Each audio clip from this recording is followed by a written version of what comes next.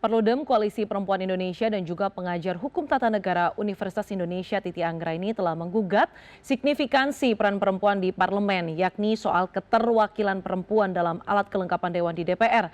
Gugatan ini sebenarnya telah dikabulkan MK lewat putusan 169, namun hingga kini implementasinya masih dalam tanda tanya. Rapat koordinasi antara pimpinan DPR dan juga fraksi telah dilakukan, namun mengapa realisasinya terkesan lamban? Kita akan diskusikan hal ini dengan salah satu pihak yang mengajukan gugatan sekaligus pengajar hukum tata negara Universitas Indonesia Titi Anggraini. Selamat malam Mbak Titi. Ya, selamat malam Mbak Diana, salam sehat. Salam sehat Mbak Titi. Mbak Titi, ini sebelum ke implementasi yang saya rasa tadi terkesan cukup lamban begitu ya. Tapi kita kembali ke gugatan Anda bersama teman-teman begitu. Sebenarnya apa sih yang Anda harapkan dengan adanya perempuan duduk di struktur AKD ini yang memang kalau kita lihat ini angka atau persentasenya itu cukup menyedihkan begitu ya. Bahkan di komisi yang menangani perempuan, ini komisi 8 tidak ada perempuan duduk di sana begitu Mbak. Apa harapan Anda sebenarnya Mbak dengan gugatan ini?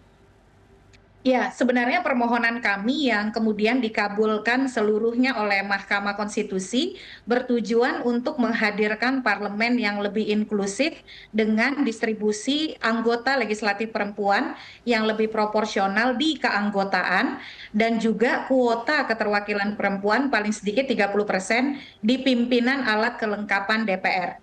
Jadi Mbak Diana, dengan putusan MK nomor 169 tahun 2024, maka anggota legislatif perempuan dari partai politik yang punya kursi di DPR itu harus didistribusikan secara proporsional ke masing-masing alat kelengkapan dewan.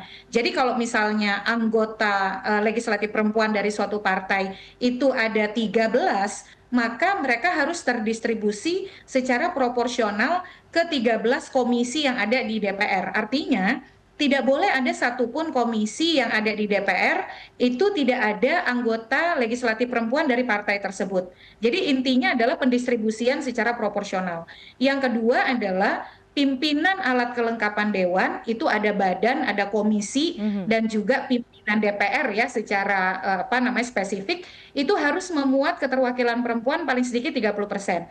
Jadi kalau misalnya saat ini kalau kita hitung dari komisi Mbak Diana, dari 13 komisi yang merupakan alat kelengkapan dewan, itu ada 6 komisi yang tanpa pimpinan perempuan. Apa saja komisinya? Komisi 1, Komisi 2, Komisi 8. Komisi 8 bahkan yang mengurusi urusan perempuan dan anak itu tidak ada pimpinan perempuannya. Jadi dengan putusan MK ini sebenarnya ingin direkonstruksi adalah bagaimana cara kita mendistribusikan dan juga menempatkan suara perempuan agar bisa terdengar di setiap alat kelengkapan. Kenapa pimpinan harus paling sedikit 30% perempuan? Karena ternyata posisi pimpinan itu sangat strategis. Pimpinan menentukan agenda yang akan berjalan di alat kelengkapan. Lalu juga mengatur mitra-mitra atau pihak-pihak yang akan diundang dalam rapat-rapat alat kelengkapan begitu. Jadi yang ingin ditopang di dalam putusan ini menghadirkan parlemen yang lebih ramah gender dan kemudian bisa terhubung dengan kebijakan baik itu legislasi, penganggaran, pengawasan yang bisa berkontribusi pada politik representasi kita yang lebih adil dan setara gender. Nah, sekarang pertanyaannya, kenapa DPR kok sampai hari ini putusannya dibacakan Mbak Diana tanggal 30 Oktober 2024. Tetapi sekarang posisinya kita sudah di tanggal 25 ya, November 2000, mohon maaf, putusannya 30 Oktober 2025, sekarang kita 25 November 2025, berarti sudah hampir sebulan DPR-nya belum bergerak dengan pengisian keterwakilan perempuan sesuai amanat putusan MK. Seharusnya putusan MK itu self-executing, langsung bisa dilaksanakan begitu ya, dioperasionalisasikan di alat kelengkapan DPR kita. Jadi kami sebenarnya sebagai pemohon menagih komitmen DPR untuk tidak kemudian sekedar menggunakan politik kata-kata gitu ya, komitmen melaksanakan dan lain sebagainya, tapi ternyata realitasnya tidak dilaksanakan atau belum dilaksanakan begitu.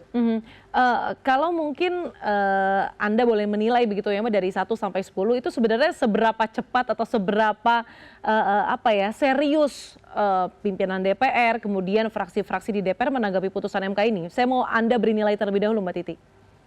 Iya, kalau kami menilai sih baru di angka 5 ya, Mbak Diana, Mhm, karena mhm, masih retorika begitu. mhm. Walaupun Ibu Puan mengapresiasi dan ya memang juga beliau kan adalah bagian dari kepemimpinan perempuan Ya, di DPR. Tapi memang yang dibutuhkan hari ini adalah komitmen konkret dari partai-partai fraksi yang ada di DPR, terutama pimpinan. mhm, Karena kita paham bahwa DPR ini hari ini ya, kalau berdasarkan survei misalnya, itu menempati posisi buncit dari institusi-institusi publik ya, yang dipercaya oleh institusi-institusi demokrasi yang dipercaya oleh publik. Jadi paling bawah tuh. mhm, mhm. Dan kami juga paham bahwa DPR sedang sangat serius berusaha mengembalikan kepercayaan publik terhadap kelembagaan atau institusi DPR ini. Dan Oke, kami memandang sebenarnya putusan MK ini adalah momentum yang sangat tepat bagi DPR untuk menunjukkan satu, kepatuhan dan ketaatan pada perintah konstitusi. Yang kedua, komitmen dan keberpihakan DPR kepada baik. keterwakilan perempuan dan politik inklusif. Karena kami meyakini dengan ditopang oleh banyak riset Mhm, ya Mbak Diana, itu juga kami sebutkan di dalam permohonan kami, konon sebuah organisasi berdasarkan riset dari McKinsey, ketika leadership-nya punya perempuan, keterwakilan perempuan yang memadai, itu organisasi baik. menjadi lebih stabil, lebih tertib dan lebih etis. Nah, itu yang sebenarnya dibutuhkan oleh DPR begitu ya Mhm, hari ini. Jadi oke. mestinya DPR tidak perlu alergi dengan putusan MK, justru menjadi instrumen yang tepat untuk mengembalikan kepercayaan publik dan meneguhkan DPR sebagai institusi demokrasi yang patuh pada konstitusi. Oke, baik, terima kasih Mbak Titi atas analisa lengkap Anda. Ini kita harus sudahi dialognya karena kita harus menuju ke KPK. Terima kasih banyak Mbak Titi, pengaju permohonan sekaligus juga guru pengajar tata hukum negara di Universitas Indonesia. Terima kasih Mbak Titi atas waktu Anda. Terima kasih.